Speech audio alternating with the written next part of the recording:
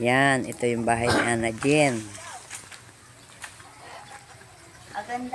Ayan si Tita Sel. Kahit saan sa humarap ay may gabi eh.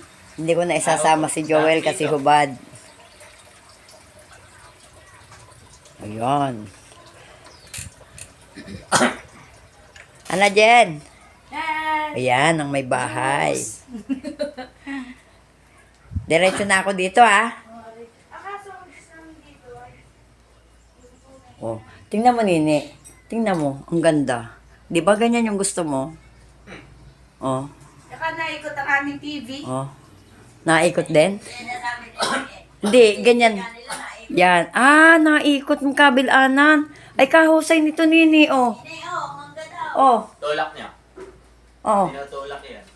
Kung di na masyado ikot at video Garne, garne. Wait, mali, tiya. Pakabila. Oh, ikaw nga. Okay, tulak mo. O, tingnan mo, Nini, oh. Oh, kahusay. Ay, pwede manood pagka nasa, ano? Oo, ang galing. Tama. Baka makikita yung extension. Oo nga.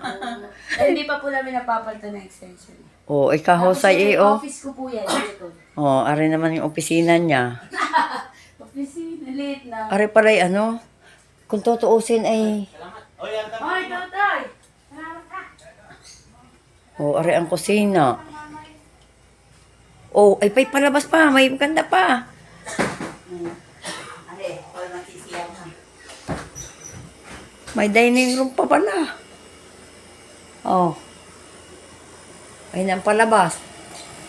Kakahusay din eh, kadami pang gabi. Ako'y dire-diretso na din eh. Ano daw? Buho, gano'n lang. Ako'y kukuha na.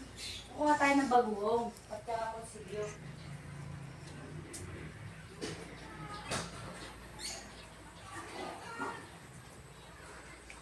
Kaluwang ng kusina.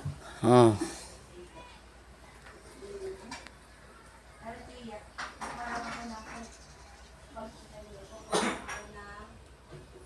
Andiyan ang kapatid ni Maise. Tinalabas ko doon. Are, o lalagyan Nakita mo yan? Ano?